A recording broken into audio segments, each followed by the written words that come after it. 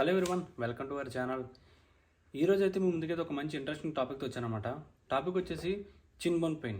ఈ చిన్ bone pain ఎందుకు వస్తుంది, ఎక్కడ వస్తుంది, అండ్ ఈ చిన్ బోన్ పెయిన్ ఎలా తగ్గించుకోవాలి, దీనికి కావాల్సిన ఎక్సర్సైజులు, దీనికి కావాల్సిన డైట్ అవన్నీ అయితే ఈ వీడియోలో అయితే మనం చూద్దాము. సో వీడియో ఎక్కడ కూడా స్కిప్ చేయకుండా లాస్ట్ వరకు అయితే చూడండి ఫ్రెండ్స్. అలాగే ముందుగా అయితే మన వీడియోకి అయితే ఒక లైక్ అయితే చేయండి.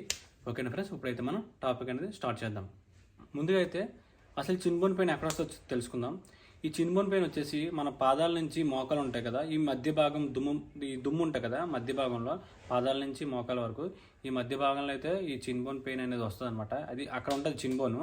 ఆ చిన్ బోన్ పార్ట్లో అయితే ఈ పెయిన్ అనేది వస్తుంది. ఈ పెయిన్ ఎక్కువ శాతం దేనివల్ల వస్తుందంటే రోడ్ రన్నింగ్ చేయడం వల్ల అయితే వస్తుంది అనమాట పెయిన్. అండ్ ఇంకోటి ఏంటంటే రన్నింగ్ ముందు సరిగ్గా వార్మప్ చేయకపోవడం, మంచి డైట్ తీసుకోకపోవడం, అండ్ మంచి షూ ఎంచుకోకపోవడం. అంటే చాలామంది హార్డ్ షూస్ చూడండి, క్యాజువల్ షూస్ ఉంటాయి కదా మనం డైలీ యూజ్ చేసేవి, అంటే కొన్ని క్యాజువల్ షూస్. ఆ క్యాజువల్ షూస్ తోటి అయితే చాలామంది అయితే రన్నింగ్ చేస్తారు. దాన్ని బట్టి కూడా అయితే చిన్ బోన్ పెయిన్ అనేది స్టార్ట్ అవుతుంది.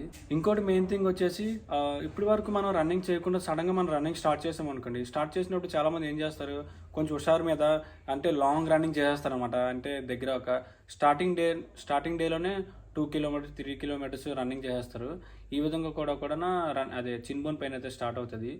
సో ఇవి ఈ కారణాలు అన్నమాట, అంటే పెయిన్ రావడానికి కారణాలు ఇవి. ఇంకోటి మెయిన్ వచ్చేసి మంచి డైట్ తీసుకోవాలి అవుతుంది. దీన్ని ఎలా తగ్గించుకోవాలనుకుంటే కొన్ని ఎక్సర్సైజ్లు అయితే ఉంటాయన్నమాట. ఎక్సర్సైజ్లు అయితే మనం చూద్దాము. ఫస్ట్ ఎక్సర్సైజ్ వచ్చేసి మీరు రెండు చేతులు నడుము మీద పెట్టుకొని ఇలా టో మీద ఇలా నించోవాలన్నమాట.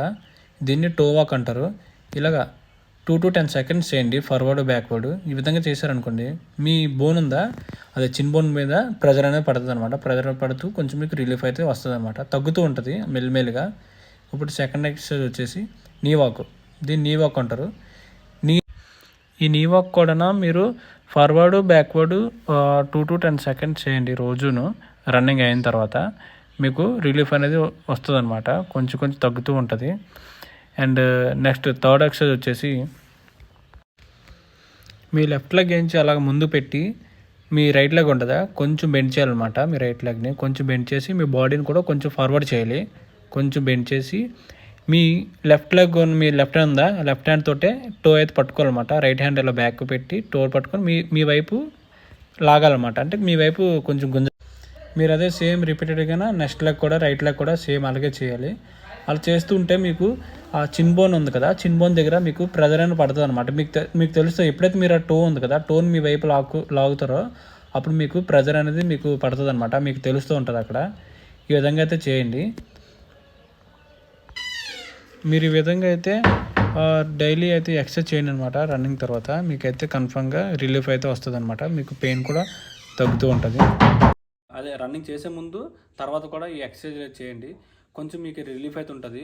అండ్ ఇంకోటి ఏంటంటే మీకు బాగా హెవీగా పెయిన్ వస్తే మాత్రం, అంటే వాపు కూడా వచ్చేస్తుంది కొంతమందికి అయితే, ఆ వాపు గట్ట వచ్చేస్తే మాత్రం కన్ఫర్మ్గా అయితే డాక్టర్ని అయితే కన్సల్ట్ అవ్వండి. మీరైతే వీక్లీ 1 or 2 times అయితే మీ లెగ్స్కి అయితే రెస్ట్ అయితే ఇవ్వండి. ఎందుకంటే రెస్ట్ ఇవ్వడం అంటే జస్ట్ వాకింగ్ చేయండి, రన్నింగ్ చేయకుండా. అండ్ ఇంకోటి వచ్చేసి రోడ్ రన్నింగ్ కూడా ఆపేయండి. రోడ్ రన్నింగ్ ఆపేసి గ్రౌండ్ మీదే ప్రాక్టీస్ చేయడానికి అయితే చూడండి. మీకు ఇంకా పెయిన్ అయితే హెవీగా వస్తుంది అనుకుంటే మాత్రం మీరు రోజు ఈవినింగ్ ఏం చేస్తారంటే హాట్ వాటర్ ఉంటుంది కదా, హాట్ వాటర్ బకెట్లో తీసుకొని అందులో కొంచెం సాల్ట్ వేసి మీ లెగ్స్ అయితే అందులో పెట్టండి. అలా 1 or 2 weeks చేయండి, మీకు కొంచెం రిలీఫ్ అనేది వస్తుంది. అండ్ మీరు రన్నింగ్ అయిపోయిన తర్వాత మీరు ఏం చేస్తారంటే ఐస్ ప్యాక్ ఉంటుంది కదా, ఐస్ ప్యాక్ తోటి మీరు మసాజ్ చేయండి.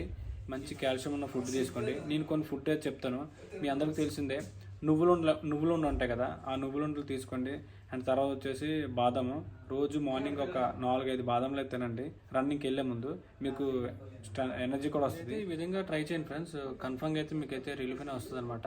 నేను చెప్పిన ఎక్సర్సైజ్లు అండ్ ఫుడ్ ఇవన్నీ అయితే మీరు ఫాలో అవ్వండి. ఇవన్నీ నేను నా పర్సనల్గా ఎక్స్పీరియన్స్ చేసి చెప్తున్నాను. ఓకేనా ఫ్రెండ్స్, వీడియో మీకు నచ్చిందని అనుకుంటున్నాను. నచ్చితే మాత్రం కన్ఫర్మ్గా ఒక లైక్ చేయండి. ఓకేనా ఫ్రెండ్స్, ఉంటాను. జై హింద్.